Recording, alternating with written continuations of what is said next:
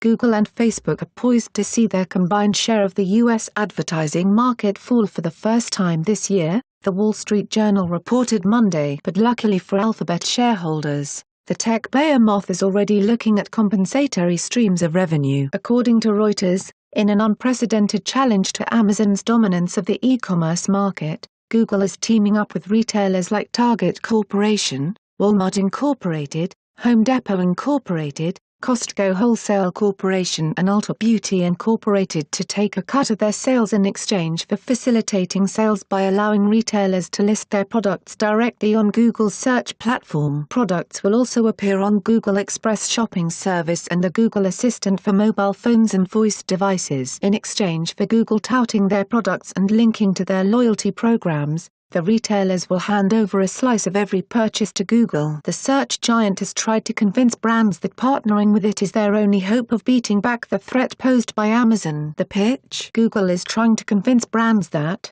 by partnering with Google, and forking over a piece of their sales to Larry and Sergey, they will be able to exert greater influence over shoppers' decisions. Perhaps the biggest utility, according to Google, is that customers will be able to make purchases using Google's Smart Home Assistant, granting them a toehold in the voice shopping market, what Reuters describes as the next frontier for e-commerce. Google first got the idea for this new service after realizing that millions of customers were submitting image searches of products with questions like, "Where can I buy this?" However, most of these searches, Google discerned, ended in a purchase via Amazon. The previously unreported initiative sprang from Google's observation that tens of millions of consumers were sending image searches of products, asking, "Where can I buy this? Where can I find it? How can I buy it? How do I transact?" Daniel Allegre, Google's president for retail and shopping, told Reuters exclusively. Over the past 2 years, mobile searches asking where to buy products soared by 85%, Allegre said. But the current default choice for many consumers is a Google search that ends with an Amazon purchase, analysts said. The new Google program, Shopping Actions, will be available in the United States to retailers of all sizes and could help retail chains keep those customers. "We have taken a fundamentally different approach from the likes of Amazon because we see ourselves as an enabler of retail," Allegre said. "We see ourselves as part of a solution for retailers to be able to drive better transactions and get closer to the consumer." For consumers faced with a surfeit of choices, the idea is to make online buying easier by giving them a single shopping cart and instant checkout, a core feature of Amazon's retail dominance. Instead of buying the product off of Amazon, customers will be able to add items from a diverse array of brands to one consolidated Google shopping cart, just like how Amazon has its shopping cart. Retailers will also have the option of listing their products on Google Home's voice shopping service. For example,